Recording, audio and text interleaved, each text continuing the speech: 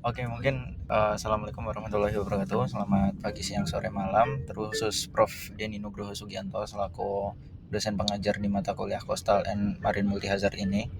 Mungkin sebelumnya perkenalkan, nama saya Vicky Widianto dengan NIM akhir 056 dengan kelas A. Mungkin di sini saya ingin menjelaskan terkait Coastal and Marine Multihazard itu apa. Jadi mungkin di sini dilatar belakangi oleh beberapa poin ya. Yang pertama adalah wilayah pesisir yang rentan terhadap berbagai bencana alam. Yang kedua, dampak signifikan terhadap ekonomi lokal. Yang ketiga, kerusakan infrastruktur dan hilangnya lahan produktif. Yang keempat, masyarakat pesisir memiliki keterbatasan dalam mitigasi dan juga adaptasi. Yang kelima, itu keseimbangan antara ekosistem laut dan kehidupan manusia hanya dapat dicapai melalui pemahaman menyeluruh tentang risiko pesisir. Yang keenam, pembelajaran tentang multi hazard memberikan dasar untuk perencanaan tata ruang. Dan yang terakhir itu merupakan perubahan iklim memperparah ancaman multi hazard dan membuat kajian ini semakin relevan dengan konteks global dan juga lokal. Nah, mungkin sebelumnya kita mulai dengan pengertian bencana terlebih dahulu. Jadi, menurut jurnal yang telah saya baca, bencana merupakan peristiwa atau rangkaian peristiwa yang mengancam dan juga mengganggu kehidupan masyarakat akibat faktor alam maupun aktivitas manusia. Lalu, untuk multi hazard sendiri itu merupakan kombinasi dari berbagai bencana yang ada seperti abrasi, banjir rob, dan juga kenaikan muka air laut yang ada di wilayah pesisir. Nah, untuk pada penjelasan saya kali ini saya mengambil studi kasus yaitu di pesisir wilayah Kabupaten Demak, Provinsi Jawa Tengah, khususnya di Kecamatan Sayung itu sendiri.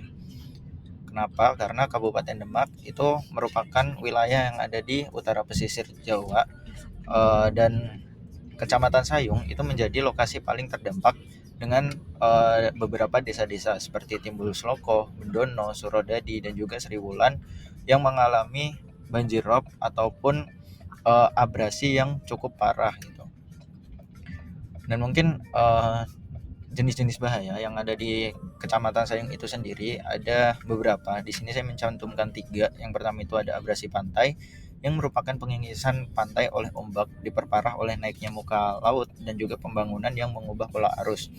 Yang kedua ada banjir rob, yaitu genangan air laut akibat pasang tinggi dan juga penurunan muka tanah. Dan yang ketiga itu ada intrusi air laut, di mana air laut sendiri atau air asin itu masuk ke dalam tanah dan mencemari air serta tanah dan juga tambak. Lalu dampak sosial ekonomi yang dirasakan oleh masyarakat yang ada di Kecamatan Sayung itu terdapat beberapa poin. Yang pertama itu adalah pendapatan petani tambak yang menurun drastis. Di Desa Surodadi sendiri, petani tambak mengalami kerugian atau penurunan sebanyak 46% dan juga di Desa Timbul Sloko itu sebanyak 79%. Lalu yang kedua adalah luas tambak yang hilang. Di Desa Surodadi, luas tanah berkurang sebanyak 28% dari 100%. Lalu untuk di Desa Timbul Sloko itu berkurang lebih dari 50%, bahkan mencapai 70%. Dan dampak yang ketiga itu adalah banyak penduduk beralih profesi karena tambaknya yang rusak. Lalu yang selanjutnya ada dampak lingkungan dan infrastruktur, di mana dampak lingkungannya terdapat kerusakan lahan tambak dan juga rumah tinggal, peningkatan salinitas atau keasinan air tanah, kerusakan kendaraan atau alat kerja akibat korosi, dan juga kerugian total petani tambak di Sayung mencapai hampir 12,6 miliar per tahun gitu. Lalu bagaimana sih adaptasi dan juga respon dari masyarakat?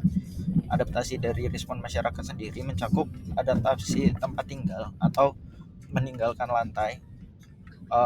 lantai, membangun tanggul dan juga saluran air. Yang kedua ada adaptasi tambak, di mana di sini juga sama, meninggikan tanggul, memasang jaring dan juga menanam mangrove sebagai penahan abrasi.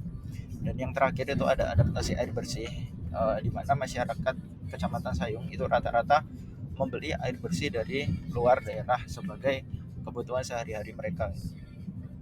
Lalu di sini ada beberapa langkah-langkah mitigasi apabila terjadi bencana multi pesisir atau multi hazard. Itu yang pertama adalah pembuatan tanggul dan pemecah ombak yang bertujuan untuk agar nantinya ketika terjadi banjir rob itu banjir rob tidak masuk ke rumah-rumah gitu.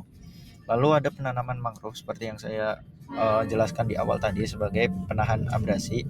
Lalu yang ketiga ada pembangunan rumah tahan bencana. Yang keempat ada pelatihan mitigasi untuk masyarakat pesisir. Hal ini sangat penting dilakukan agar nantinya ketika ada bencana seperti gempa bumi atau tsunami, masyarakat sudah tahu bagaimana cara mitigasinya sehingga meminimalisir korban jiwa yang ada gitu. Dan yang terakhir ada sosialisasi dan edukasi lingkungan. Oke, lalu untuk kesimpulan dari penjelasan saya rangkum menjadi 3 poin. Yang pertama itu adalah wilayah pesisir Demak, terutama Sayung, sangat rentan terhadap bencana multihazard. Yang kedua, abrasi dan banjirop menurunkan pendapatan, kerusakan infrastruktur dan mengubah struktur ekonomi. Dan yang terakhir, adaptasi dan mitigasi sangat penting untuk keberlanjutan lingkungan dan kesejahteraan pesisir. Lalu, adapun saran dari saya untuk pemerintah maupun masyarakat yang ada di Kecamatan Sayung. Yang pertama itu adalah perlu intervensi pemerintah lebih serius dalam mitigasi bencana. Yang kedua, rehabilitasi lingkungan pesisir dan dukungan ekonomi untuk masyarakat terdampak. Dan yang ketiga itu adalah pengolahan ruang pesisir terpadu agar pembangunan tidak memperparah kerusakan. Nah, ini referensi yang saya gunakan, ada Desmawan dan juga Sukamdi pada tahun 2012 dan juga ada Ismail et al. Tahun 2012. Oke, mungkin sekian presentasi dari saya. Sekian, terima kasih. Wassalamualaikum warahmatullahi wabarakatuh.